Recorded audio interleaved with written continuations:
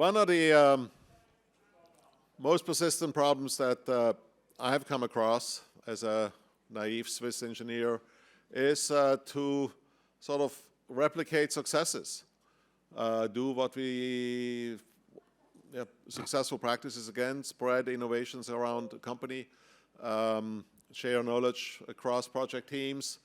I remember a conversation with Asa Bergman, the CEO of Sweco, who said, and also with Bechtel many years ago, she said, if Sweco only knew what Sweco knows,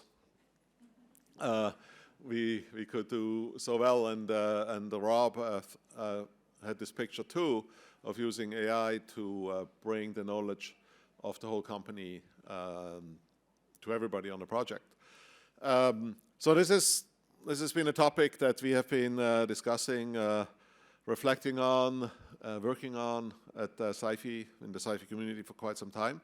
And so at the Industry Advisory Board meeting, the suggestion was made that we should maybe see what a few of you are doing in this respect. And so hence this afternoon. And as you can see in the program, I think what excites me is that we have a range of different kinds of companies that are working on this. And I think that'll be also good to see, from clients to construction companies, engineering companies, and so on. And to kick us off, we have one of the speakers online, Aaron from CalTrans, who has agreed to share how they are working at CalTrans to share innovation and innovations across a pretty large infrastructure, public infrastructure organization. So welcome, Aaron. Sorry that you can't be here on the sunny, windy campus today, but we're excited to learn from you how you approach this problem, this challenge at CalTrans. Absolutely. So hi, everybody. I'll be sharing specifically one of our kind of more recent developments that we're working related to data interoperability and data standardization called CALMS, or the CalTrans Asset Lifecycle Management System. CALMS is kind of one of our newer programs. Again, the idea is to work towards better data interoperability. And the idea is to centralize our vision and then centralize our standards, and then we can centralize our data. So CalTrans, kind of a little bit of a background in case you're not familiar with us. We are the State Department of Transportation for California. We're organized into 12 districts. We have 22,000 and change employees, 248 different highways. Over 52,000, 53,000 lane miles. These numbers change all the time. So it's actually difficult to say how many we have at any given point in time, because we're constantly reworking things and rebuilding things. As you can see from that last bullet point, 992 active projects with a contract value of over 13 billion. So that's me. I'm a senior transportation engineer here with the Division of Construction, Office of Performance and Innovation. So I've got over 15 years of experience. In my prior role, prior to doing innovation here at our headquarters branch, was out running actual projects in the field. So I think I ran something like 70 projects for a contract value, a little over $400 million over that period of time. I'm also a part-time instructor at Santiago Community College for surveying and mapping. And kind of spare time, I do water sports, and I'm married and have 2 kids. You may hear them yelling in the background, hopefully not too loud. So kind of next slide breaks this down, and this may be a little bit different presentation than you've seen from other parts. So we're boiling at CalTrans. We're such a huge institution. We've really discovered a few things that if we focus on technology first, we're rarely successful. So this entire endeavor that we're working on now is really focused on people. And with that, it kind of boils down to a couple of key things that we've kind of discovered over as time moves along. That basically all of us are what we call information professionals. So usually we do this a little bit more interactive. Usually I'm giving this presentation with another colleague who happens to be off by the name of Mark Counts. He's kind of my colleague and cohort when we work on this project specifically. So I'm going to kind of wing this a little bit because I usually give this presentation with him. So it's a little less interactive than it normally is. So for those of you who were at Seeing is Believing there last month, you know how interactive Mark is. So unfortunately, he's the yin, I'm the yang when it comes to that. But in any case, so what are we all? We're all information professionals. We all collect, store, process, build, share, and then hopefully add value, which is that improved part. So this, again, this comms vision, the idea is to centralize our standards and data long-term with true interoperability between our various platforms. So the vision is, do we see the same CalTrans, that we do today, tomorrow? What does that vision look like? From our top-down management all the way up to our director now, they have embraced, ideas like BIM for I and data interoperability and data centralization.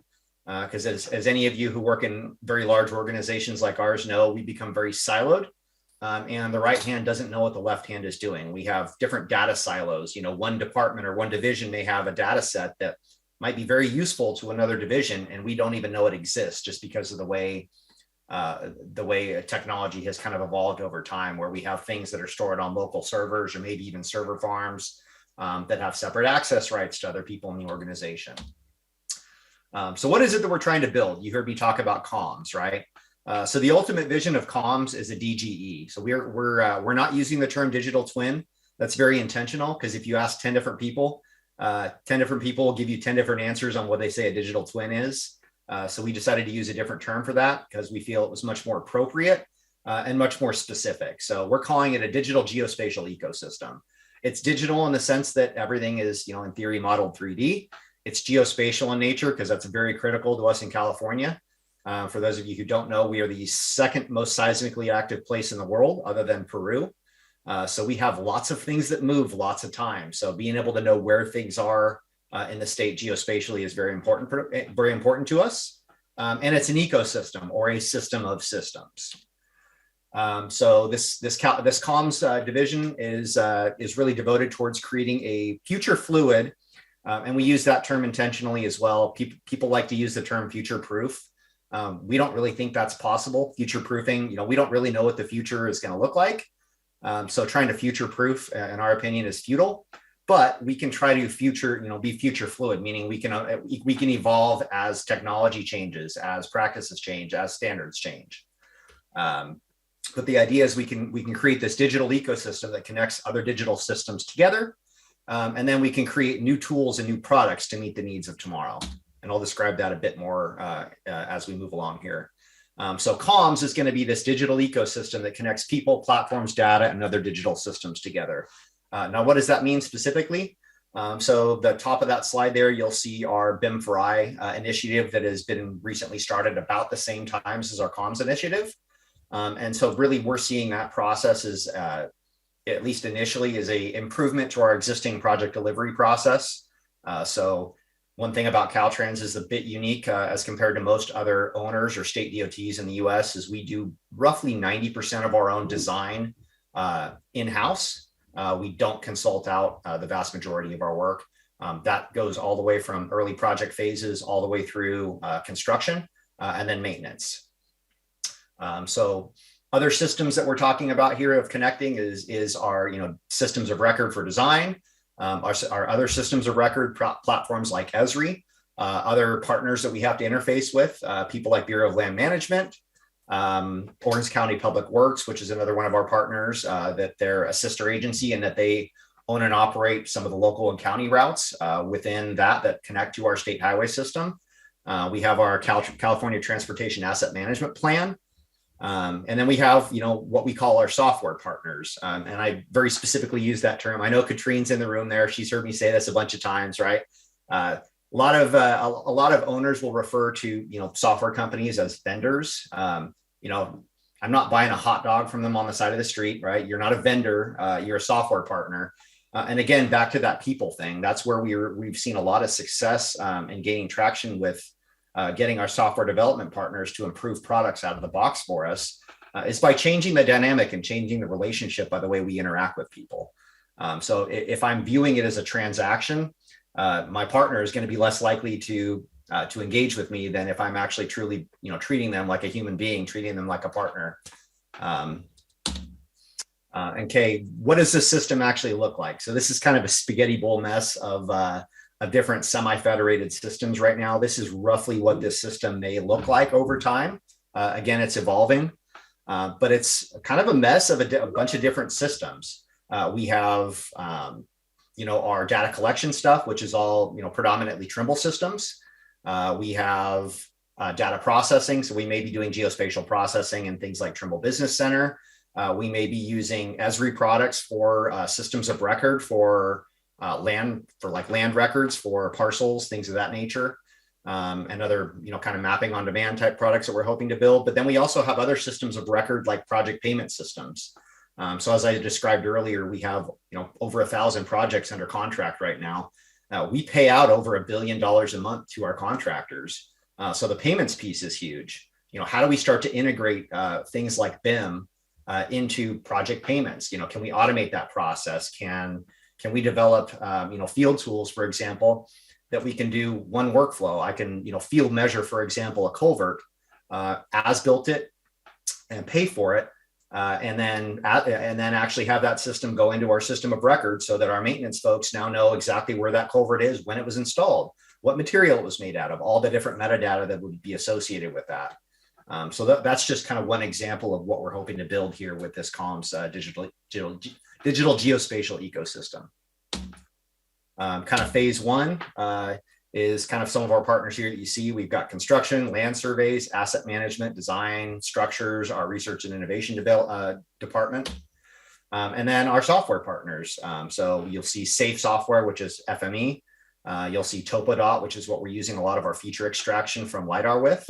Esri is kind of serving as our system of record with various Esri geodatabases that are all able to be connected and federated. We have Autodesk, which is as of right now, is our design stack. So we're doing all of our roadway design in Civil 3D. And then we have various systems from Trimble, whether they be our mobile mapping, LiDAR systems that are driving down the road at 55 miles an hour, collecting laser data, or geospatial processing with things like Trimble Business Center or total stations or GNSS equipment. This is a shot of our first COM Summit, which we hosted last year. This was kind of a unique event. We actually got our software partners from all these various people, all these various companies together in one room for 3 days to really work on that data interoperability piece. What does it look like to have the interoperability between Esri and Trimble and Autodesk and FME? This is unique in the fact that we were told specifically by most of these partners that they'd never actually been in the same room together as a whole, working towards this goal. So feather in our cap on that one. We at least got them in the same room together, all talking together. So phase two, what does that look like? We're actually getting some fruit out of this now.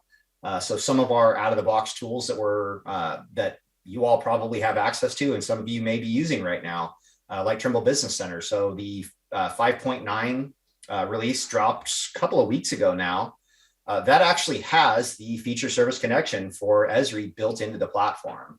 That's not an accident. That came kind of, I don't want to completely claim success on that, but that was really developed in coordination with CalTrans kind of being one of the lead customers for that product and having it function the way we want it to. And we also have the same success with Civil 3D in the 2024 release.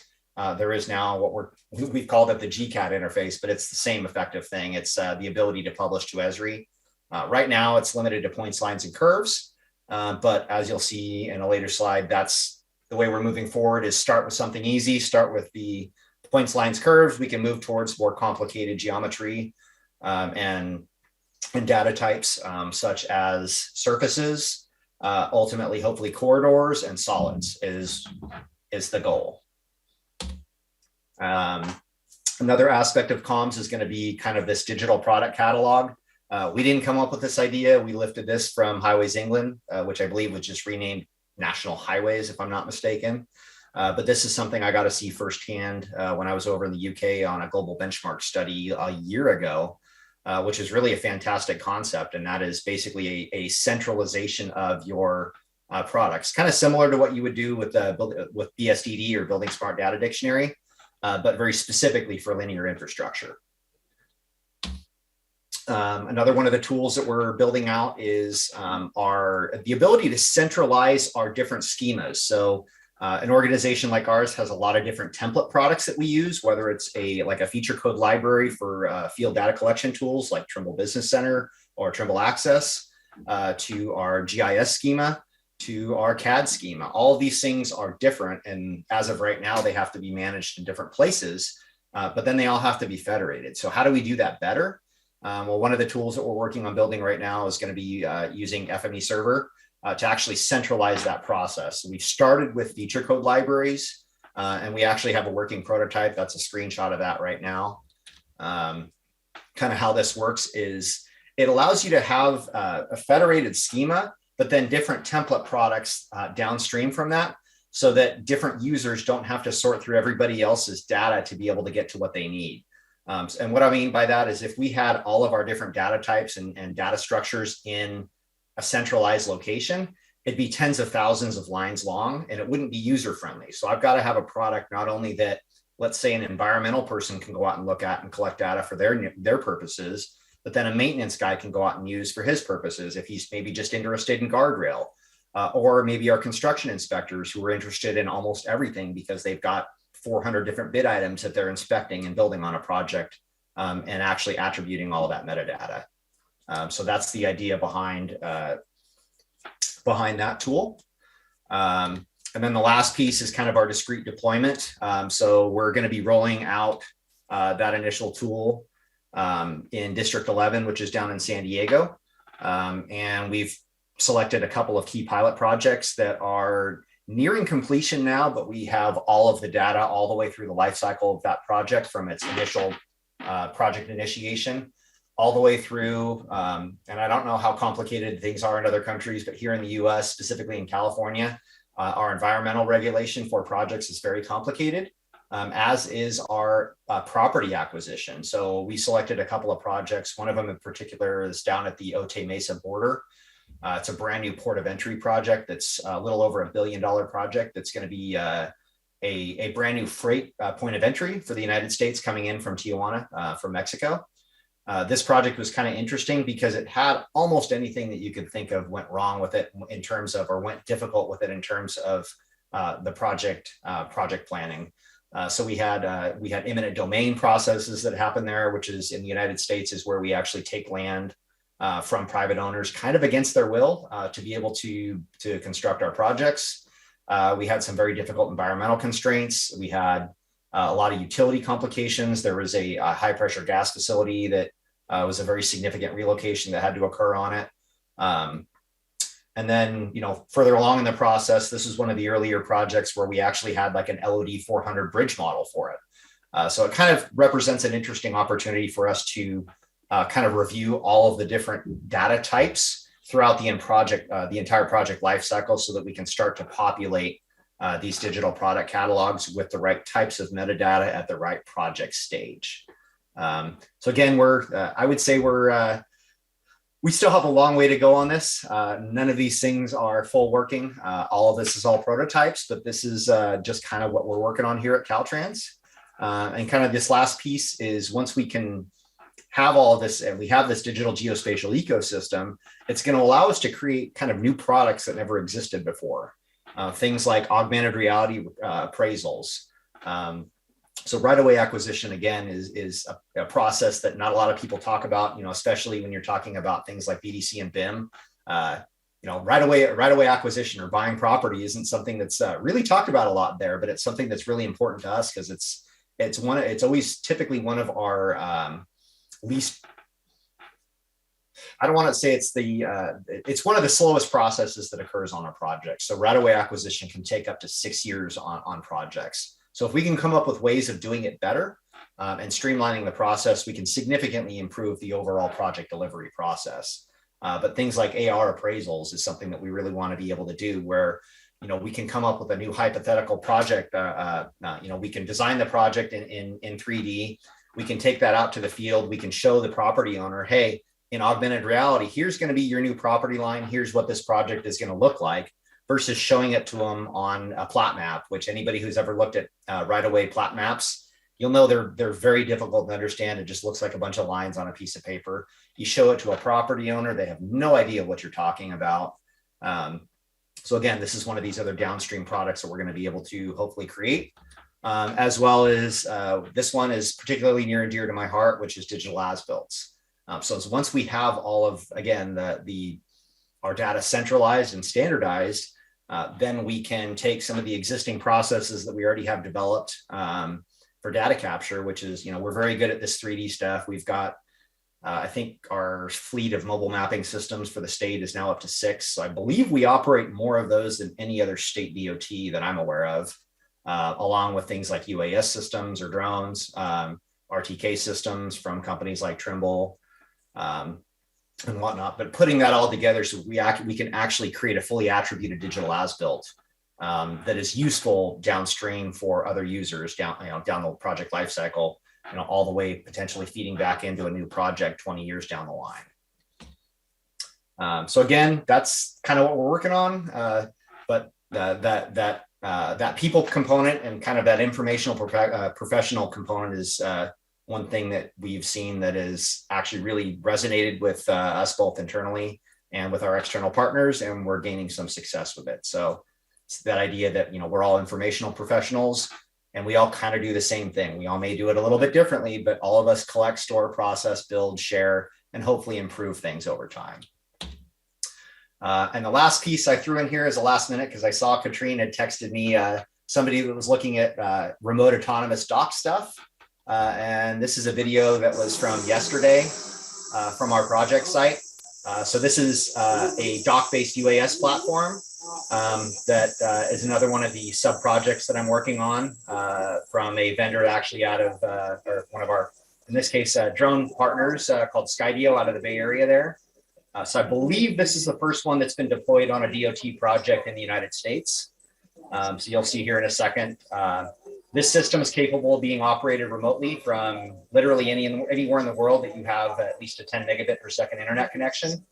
And we can pre-program remote flights and do it repeatedly over and over and over again. In theory, once I can get through some of the FAA waiver processes fully autonomously. So you'll see here, this system, the door is going to open and the drone's going to suck itself back in. And all of the photos and video that it took during the flight is going to be uploaded to a cloud location where we can start to process that data through our other various systems. Thought that was a nice thing to throw in there.